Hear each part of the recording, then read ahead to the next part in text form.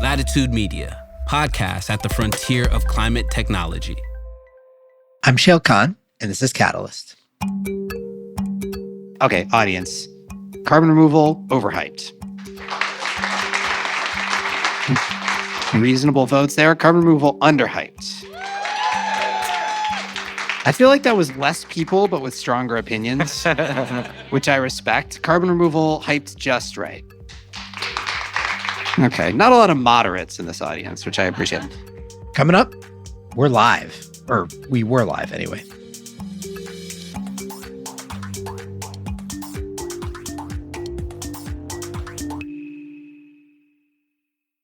Imagine a world where connected devices like EVs, home batteries, and smart thermostats work together to support a more efficient and reliable power grid.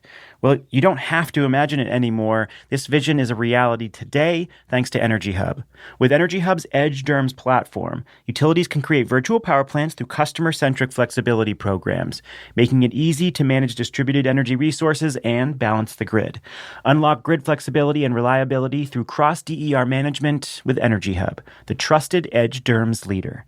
Visit energyhub.com to learn more. Do you want instant access to energy storage supplier pricing that's project-specific? Or the ability to compare domestically made battery and PCS options across the market? ANSA now offers the industry's first battery energy storage data and analytics platform to make better development and procurement decisions. ANSA provides in-depth commercial, technical, and risk data and analytics to help developers choose the best equipment for any project. Improve your returns and save months of evaluation time with ANSA. Learn more about ANSA's energy storage subscriptions at go.ansarenewables.com/latitude or click the link in the show notes. I'm Shayle Kann. I lead the frontier strategy at Energy Impact Partners. Welcome. All right, this was a fun one. Our friends at JP Morgan and DLA Piper offered to sponsor a live recording of the Catalyst podcast last week at San Francisco Climate Week, which I'm sure many of you were at or heard about. We haven't done a lot of live episodes of this show in the past, not for any particular reason, except that we just haven't done it. So we decided to make this one a little bit more fun. I had two great guests, and we did a little bit of a normal panel type conversation, albeit less panel-y. And then we spent some time playing some games. Hopefully you'll enjoy it. Hello, everyone. So before I introduce my venerated guests here, we do have to prove to the listeners of the podcast that this is actually live and real. So I'm going to ask you to make some noise for just 2 seconds to prove that we are actually live. Welcome to Catalyst. All right. So I've got two great guests with me today. The first one used to cost me a lot of money. That is Nick Chaset. Nick was previously the CEO of Ava Community Energy. Ava is the community choice aggregator, the California-specific phenomenon that allows you to select your own retail electricity provider in a non-retail choice market. He was the CEO of the CCA in the East Bay, which is where I live. I live in Berkeley. So Nick used to sell me really expensive power. I'm sure he will blame PG&E for that, but nonetheless, nowadays, Nick is the CEO of Octopus Energy US. I'm sure many of you have heard of Octopus. Octopus is a behemoth climate tech company based in the UK. Nick runs the US operation there. They do lots of different things, and they have really cute pink octopuses as their spokesman. My other guest today is Mike Schroepfer. Mike used to cost me a lot of my time. Mike had a long career as a successful entrepreneur in the tech industry, but then spent a really long time as the CTO of a little company you might have heard of called Meta, nay Facebook. And then I guess 3 years ago, Mike, when did you leave? 3 years ago, left Meta and decided to dedicate himself to climate tech for reasons unbeknownst to any of us, and started a firm called Gigascale Capital, which is an early stage venture capital firm that has become a great partner to me and Energy Impact Partners where I work. So Nick, Schroep, welcome to both of you. Thank you. Glad to be here. Yeah. Okay. So here's the topic I want to talk about with both of you before we get into games. I was thinking about this. One of the things that I think is a knock on the climate tech world is that there just are not that many examples of big, sort of generational success stories from a startup perspective. There just aren't that many of them. From an investor perspective, there aren't that many fund returners, right? But to the extent that there are proven ones, I think that a disproportionate share of them to date have been consumer products, consumer companies. So the obvious examples of this being like Tesla, obviously, or you could say Nest, maybe Octopus is going to be one of these as well. And so that is interesting because I find that in climate tech world, actually, it's the minority share of companies today, but maybe the majority share of historical big outcomes. And both of you have different and interesting experience selling or sort of building consumer products. So I don't think we talk enough about that. Schroepfer, I guess I'm going to ask you this first. What have you what are the lessons from all your time at Meta building Facebook and Instagram and WhatsApp and so on? What are the lessons that you think apply in the world of climate tech? Well, in the consumer space, I'd say the lesson is it is really, really hard to build a great consumer product. And I think anyone who hasn't built it will really underestimate how difficult it is. Your average consumer is like quite a demanding customer. The flip side of that coin is if you can cross that chasm and build a product that people love, then you have just like a runaway success business. And I think that's the thing you're seeing. In the climate tech space, I think the up and comer there is Mill. They make a home composting device that sort of makes your trash not stink.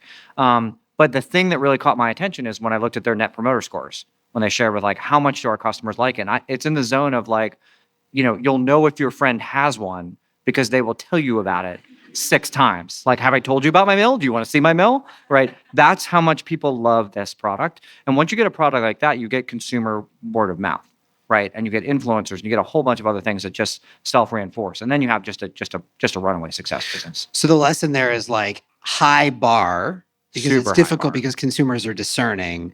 But when you cross the bar, like the rewards are enormous. Are awesome. Yes. And how do you think about getting the attention of the consumer in the first place, right? Like there's one thing which is, I guess this is your point on Net Promoter Score, which is it word of mouth that drives, like, are we looking for viral adoption of climate tech products driven by word of mouth? Is that the path to glory here? Yeah, I mean, it needs to cross 2 chasms, actually. One is it has to be something people love, and it's like solves a problem that people really care about.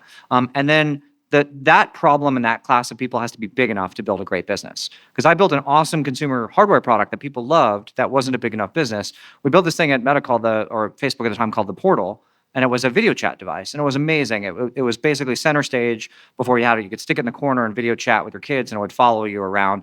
If you talk to people who love this, bought this product, they love it, and they tell all their friends about it. But a dedicated video chat device just wasn't a big enough market.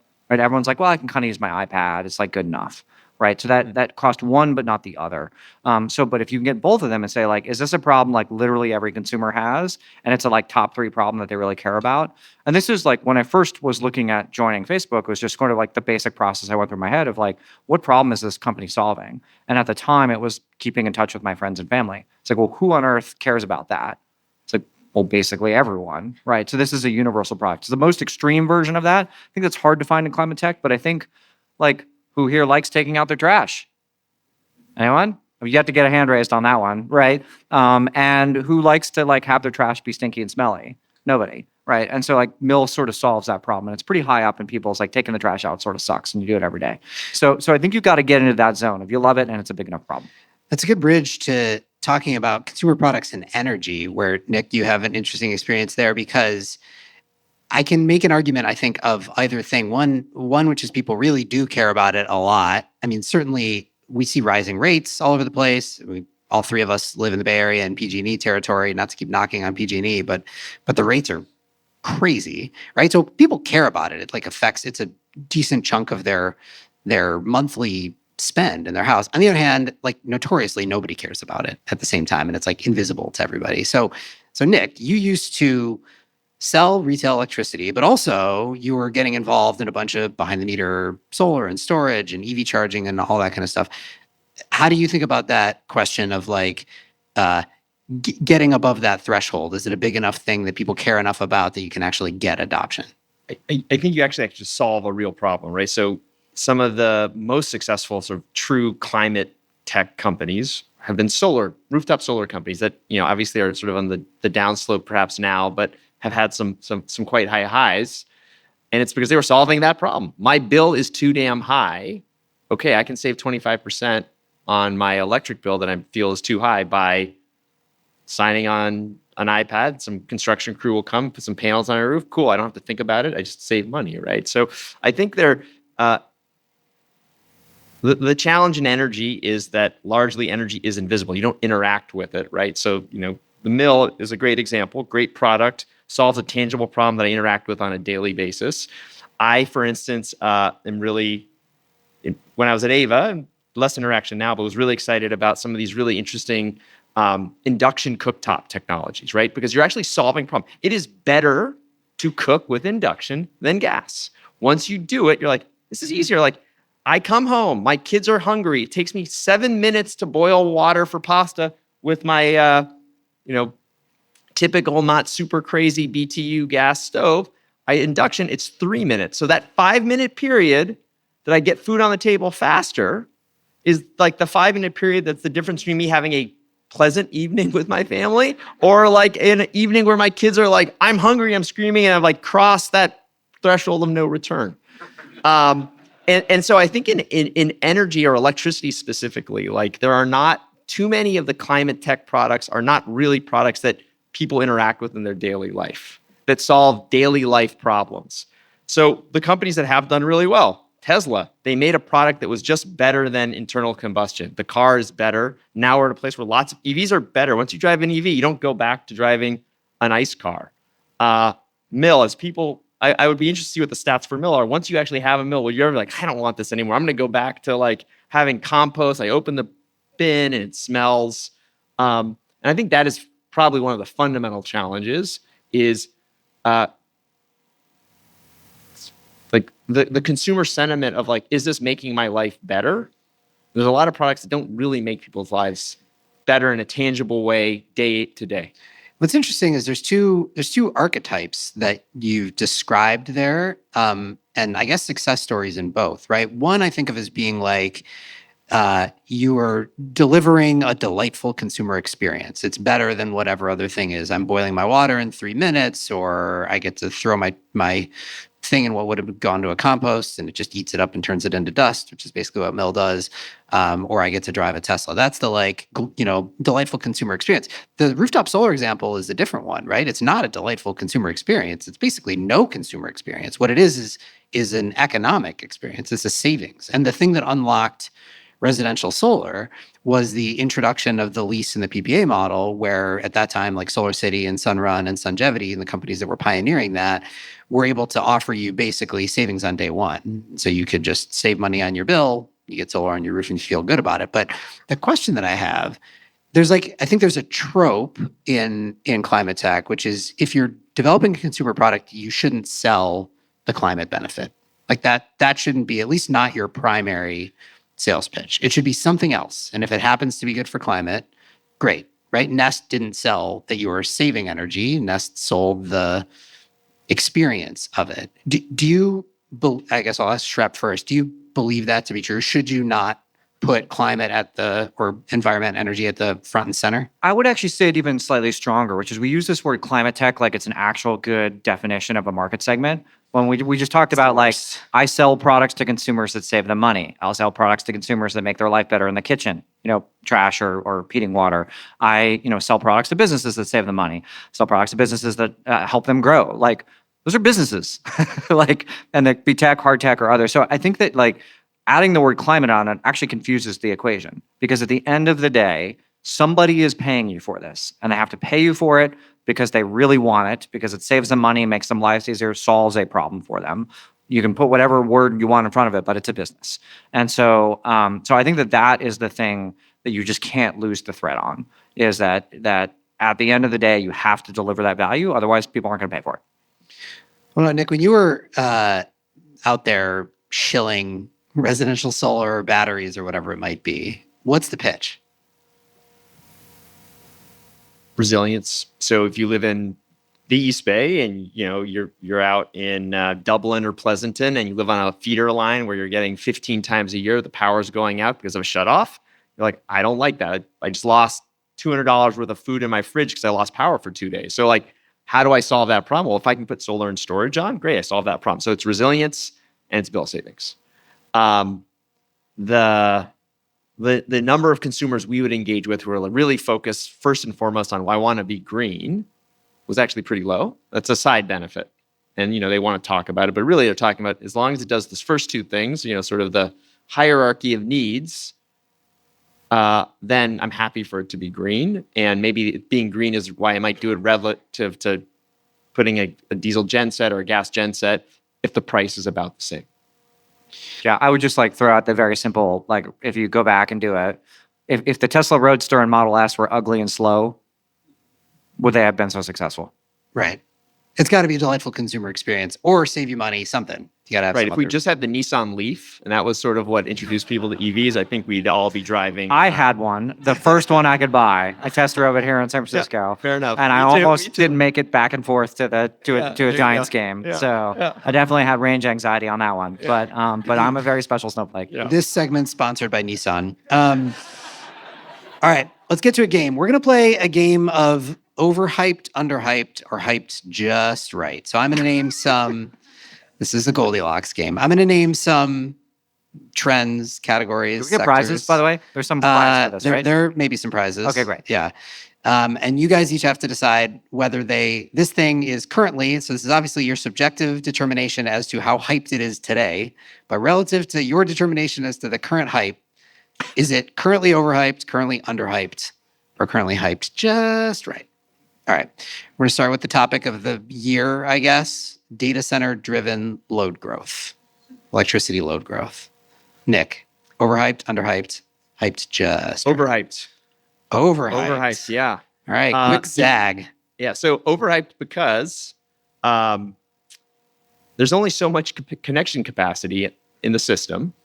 And the ability to sort of expand connection capacity is reliant on utilities, who are then in turn reliant on their regulatory commissions to give them authority to build new things. And the timescales at which they operate are designed to be slow timescales. It's not necessarily that the utilities' fault. I'm sure the utilities would love to put more capital to work faster, but they just are not allowed to do it by their regulator, and they have to go through a rate case. And so the idea that we have tens of gigawatts of capacity, they're somehow going to bypass these planning processes that have been in place for decades, I think is a reflection of maybe a lack of understanding of how utilities build things and how regulators evaluate how and when things get built. You're saying that the actual amount of new capacity we get is overhyped, right? But you're not necessarily saying the demand isn't there. You're saying we're just not going to be able to build enough. Correct. Okay. Schroepfer. Overhyped, underhyped. I'm going to be annoying and say it is both. And here's what I mean. I'm going to qualify. Very annoying. Yeah, we're just getting started. Buckle in. There's no early exit from this podcast. Overhyped in the sense that people over-attribute data center load growth with electricity demand inside the United States. Manufacturing and EVs are a huge portion of that. So people think it's all data centers. It's not. So that's the overhyped part. I would say underhyped in the sense that I respectfully disagree with Nick, which is just look at NVIDIA's earning calls. People are buying those chips and powering them up. So, and I think companies I spend a lot of time being incredibly creative about finding ways around getting power all across the world and figuring out how to do it. So these are well-resourced companies with lots of money, very smart engineers trying to figure these problems out. So I think that a lot of stuff is going to get built. All right. This is the last time you get to say overhyped and underhyped. You get one.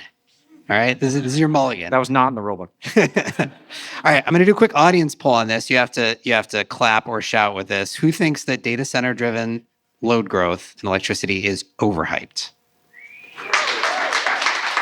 Okay, respectable showing. How about underhyped? Less people. How many people think it's hyped just right? All right, hyped just right, I think, is a winner there, surprisingly enough. Catalyst is brought to you by Energy Hub. Energy Hub helps utilities build next-generation virtual power plants that unlock reliable flexibility at every level of the grid. The Energy Hub platform takes the guesswork out of balancing energy supply and demand. It uses machine learning to control customer-owned distributed energy resources, like EVs, home batteries, and smart thermostats, to precisely shape load profiles for grid flexibility and reliability. As the industry leader, Energy Hub helps more than 80 utilities manage 1.6 million devices. That's more than any other edge DERMS on the market. Click the link in the show notes to learn more or go to energyhub.com. Catalyst is brought to you by ANSA. ANSA offers a one-of-a-kind data and analytics platform and advisory services to support better project development and procurement decisions. For energy storage developers, ANSA's platform provides crucial information that you never had easy access to before. Now at your fingertips is real-time pricing for a long list of system configurations to suit any project. ANSA provides a 360-degree view of the market with lifecycle cost analytics and commercial, technical, and risk data. With ANSA, developers can easily determine which products to use in their designs, finance models, and RFPs. Learn more about how ANSA helps save time and maximize profit at go.ansarenewables.com/latitude.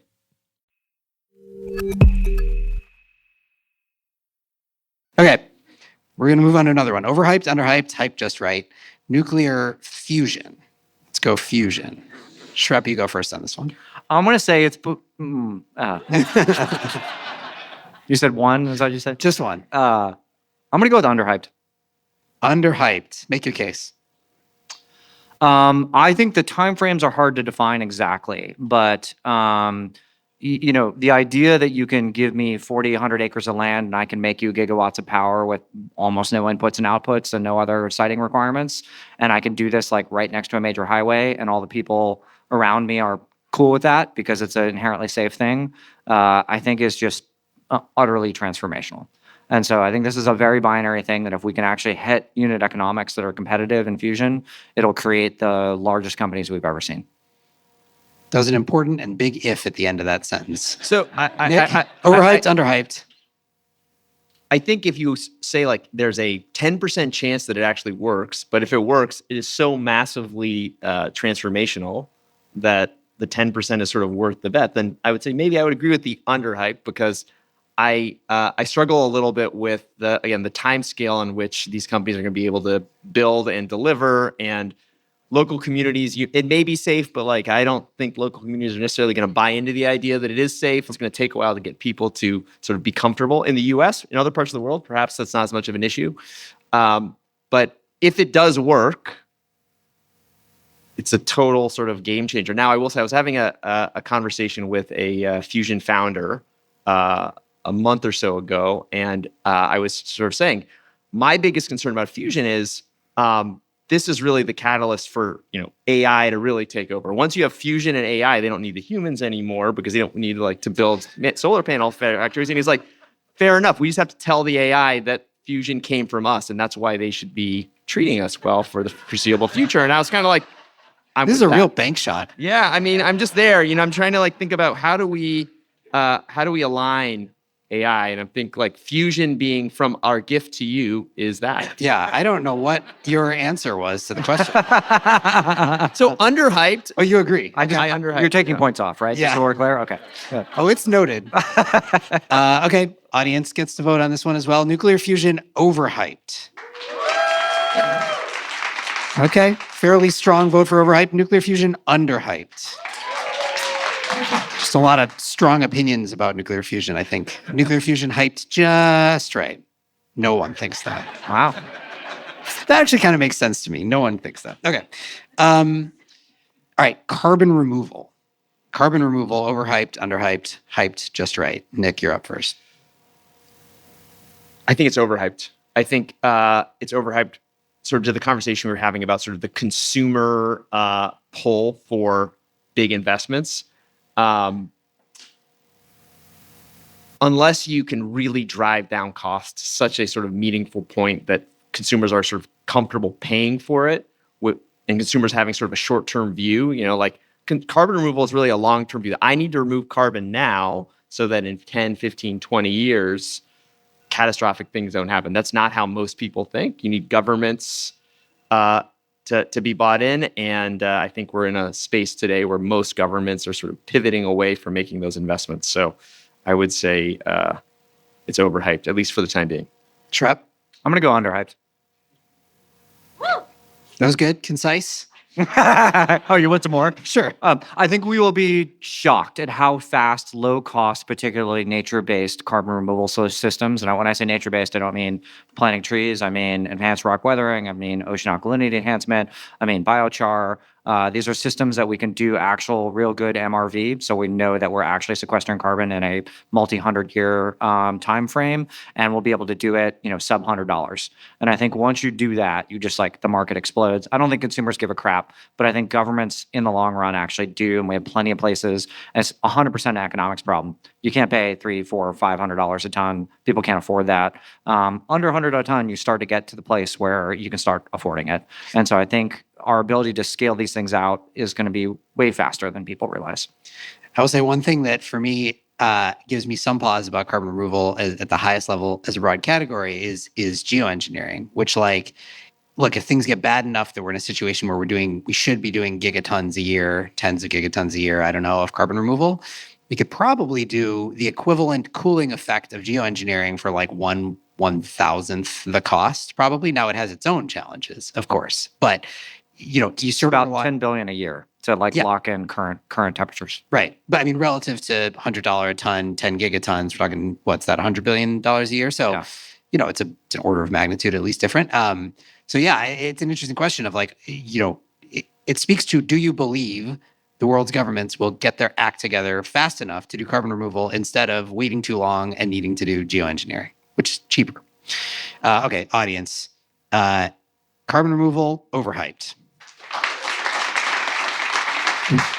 Reasonable votes there. Carbon removal, underhyped. I feel like that was less people, but with stronger opinions, which I respect. Carbon removal, hyped just right.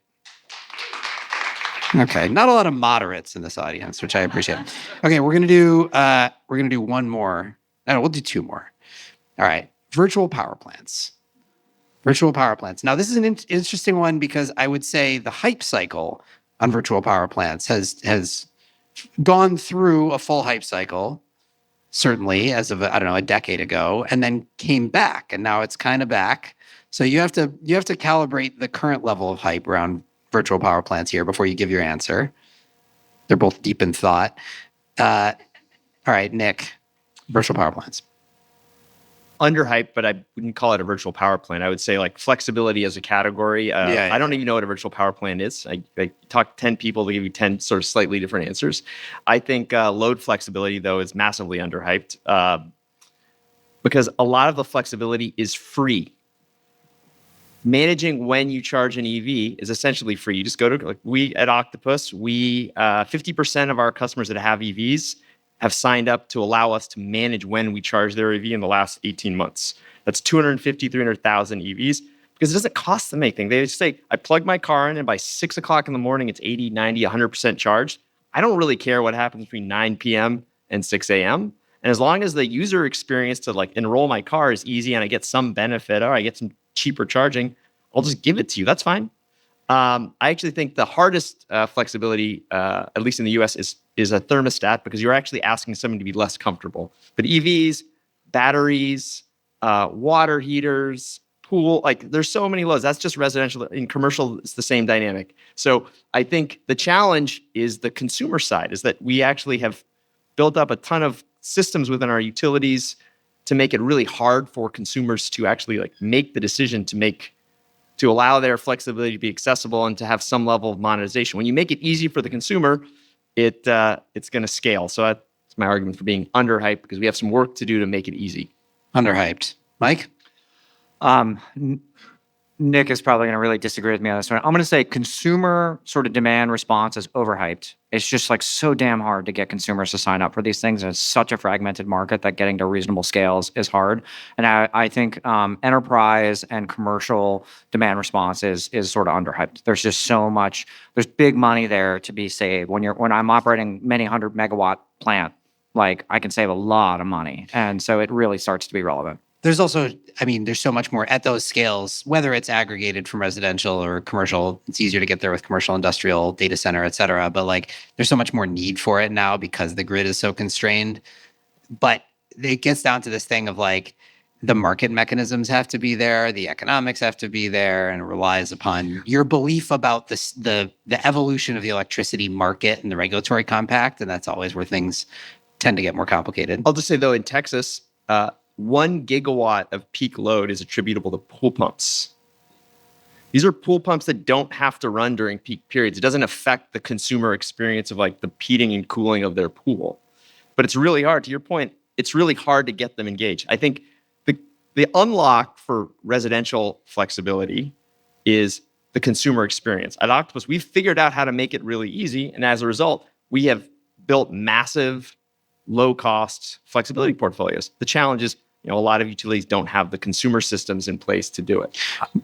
I think the one place that I'm optimistic is if large enough consumer demand is EVs, because EV charging is like a huge load source, and you can integrate at the car level, so it's a lot easier. Like, good luck integrating with the pool automation systems. My understanding is that the state motto of Texas is "Don't step on my pool pump." Okay, audience, virtual power plants, or whatever you want to call it, load flexibility, if you prefer, underhyped. All right, strong vote. Overhyped? Yes, I love whoever the one person is, brave enough to hate on virtual power plants. Hyped just right. Just a few. All right, a lot of lovers of load flexibility here. All right, last one, AI for climate tech. This is applications of AI that will solve big problems in decarbonization. Schroepfer, this is up your alley. Yeah, overhyped. Overhyped, go on. You should know. I think that I'm a huge believer in AI. AI is going to transform a lot of stuff. Obviously, a huge believer in climate tech. I think that you always have to ask yourself a very simple question when we talk about AI for X, which is, if you show me a pie chart of the most valuable parts of these problems, the most difficult parts of the problem, and then you overlay another pie chart, which like, what part of this problem does AI solve? Many climate tech things fail. So AI for material science, great for discovering new materials. The manufacturing scale up is usually the hard part. So great, I've got this new MOF. I've got to make a lot of it very cheaply. The AI doesn't really help me very much with that. Like, in theory, maybe I make something that's slightly easier to manufacture, but I've still got all these massive scale problems. AI for cancer therapeutics, it's real hard for me to find the exact right protein that will target, something. But once I do, the scale up manufacturing is relatively straightforward, and I'm producing a very high value molecule per unit made. So I think that like it works very well there, but I think it's massively people just slapping AI on top of something without having a good explanation of why AI is like a state change in the most important part of the problem for whatever they're trying to solve. Well put, Nick. I'll go overhyped, and I will sort of add a limited comment because I think Mike covered a lot of it. But it's that I don't see AI as being uniquely suited to solving climate tech problems. We're businesses solving business challenges, be it manufacturing or software development or discovery of molecules. So to the degree that AI is a good fit for this particular business use, irrespective of the climate use case, it's going to be helpful. And to the degree that it's not useful today for scaling up manufacturing, then it's not going to be helpful. So I don't think it's anything unique to climate that AI is particularly attributable to. All right. I suspect we have some AI climate founders in the audience. So let's see what you all think. AI applied to climate tech, overhyped. All right. Team Schroepfer, underhyped. A few hyped just right. All right. I think overhyped wins it. I must say, I tend to agree with that. It'll do lots of things in lots of companies and climate tech, right? We all agree there. Okay. We're done with overhyped, underhyped, hyped just right. We're going to give out some awards to finish out this conversation. The first award is the climate tech sector, or the sector of whatever you want to call this market that we're in, that stands to benefit the most from the current political environment in the United States. Benefit the most from the current political environment. This is a multiple choice, or you can name your own. The multiple choice options are geothermal power, nuclear power, critical minerals, carbon capture. You can name any of those 4 or go off on your own. Mike? I'm going to go with C, critical minerals. Critical minerals. Why? I mean, we're embarking on a trade war. China just, banned the export of 6 major critical minerals. We make none of these in the United States. So that seems like a real big problem. Sure does. One of the challenges I think with critical minerals, is that there's like a real difference in the timeline between when you can impose an import tariff or a ban on the import of something and how long it takes to actually build a new mine or refining project or whatever it might be. And so one of the risks here is like, yeah, we're gonna stop the flow of graphite from China into the US for anode materials, but like standing up a new graphite operation in the United States is it's gonna run past Trump's current term. So anyway, the point being like that I think it is undeniably true that is a cornerstone of the current geopolitical wars that are underway. The question is, does it actually sufficiently galvanize investment in domestic mining and refining and so on to make the difference? Yeah, the timescales here are tough, but sorry, Nick, I'll let him get it too. But I do think that we've seen lots of companies that have very creative, fast to deploy ways to make graphite, to precision mine copper, to refine rare earths in a way that, a lot of the problems of these techniques, we wouldn't actually be able to permit them in the United States. Like they're too dirty and messy. And so it's not just like you need to build exactly what they're doing here. It's a real challenge. But I think the opportunity then is if you have new techniques that are both faster, easier to build and cleaner, then that they might be able to run that window. It's a tight window. Yep. So I would say none of them because they all require large capital investments that require certainty.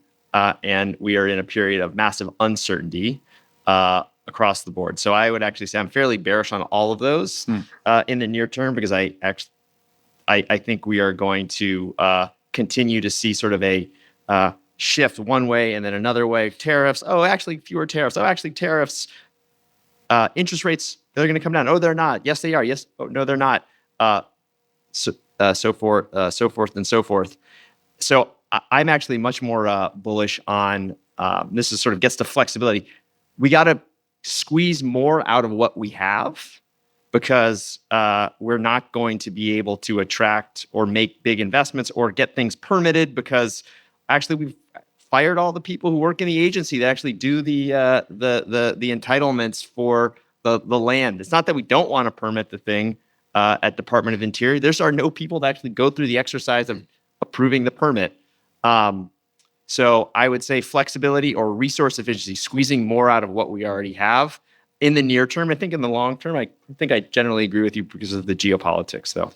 I don't remember listing Debbie Downer as an option, but I'll allow it this time. I would say that the retort that I agree with your concerns, that the one thing that I think we don't talk enough about is domestic sourcing from the Defense Department for critical things. Everyone has figured out that the Ukraine war is a war of drones, and if you want to have U.S. manufactured drones with batteries and electric motors in them from U.S. source materials, there's some departments in the government who are going to really want to do that. And I think you see similar things in energy with fission and others. So I think there's an opportunity to start building that infrastructure with a buyer who's a little bit longer term.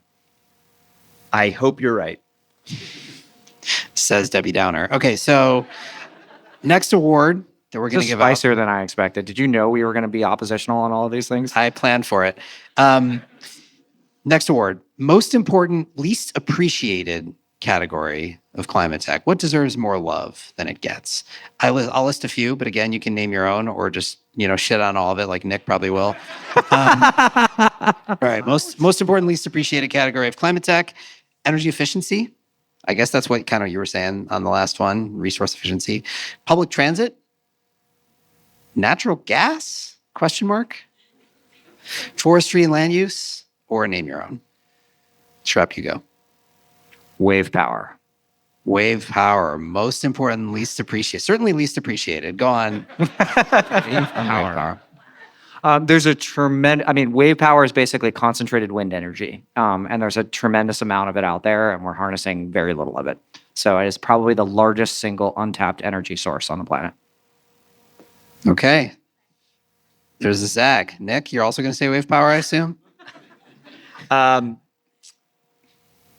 think we're sort of down right now in the U.S. on electric vehicles. And I think, we're down on Tesla because for a variety of reasons. We're down on... we're down on U.S. auto OEMs' ability to scale up manufacturing. And I think getting to the thing that to open this conversation about just better products, consumers wanting better products. I think electric vehicles, Ford is making, Mach-E's that are just better to drive than the alternative Ford, and Hyundai and Kia. Like, they're just better vehicles. And I think we're sort of in sort of a down sort of view from a down cycle from a sentiment perspective for EVs. And I just think consumers are going to keep buying them. And like when you buy one, then you tell your neighbor, this is just so great. The neighbor buys it, and like you have the referral cycle, and suddenly like you're Norway and you have 90% of new vehicles are EVs just because they're better. And it's there's a lot of flexibility opportunities. So I actually think that's what I'll say, EVs. Suddenly your Norway is exactly what the other side is worried about happening.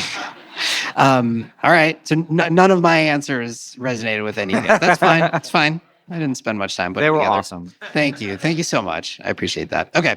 We're going to do one more. Craziest idea that just might work. Okay.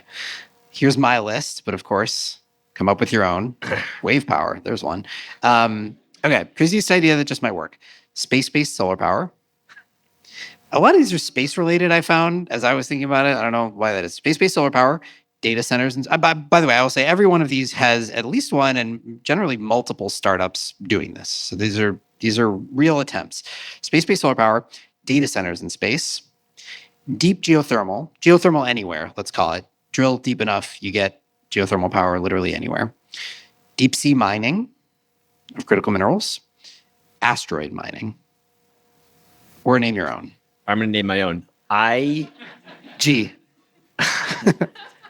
I love all of those. I just don't know very much about them. So while I'm excited, I'm going to sort of focus on the lane that I'm in. And the company I'm really excited about is a company called Water. I knew it. You texted me about this. Oh, I love these last guys. week. So Water is, they put 2 NVIDIA GPUs on top of a water heater and, creates heat. They suck it into the water. It heats the water.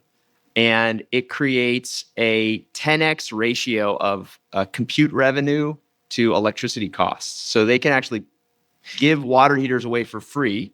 They monetize the compute, and It's a Bitcoin mine water heater. yeah, but it can be for Bitcoin. Yeah, exactly. It's not for necessarily Just for trying to Bitcoin keep it only. concise here. It's not necessarily just for Bitcoin. It can be for sort of AI workloads as well. Everyone says that.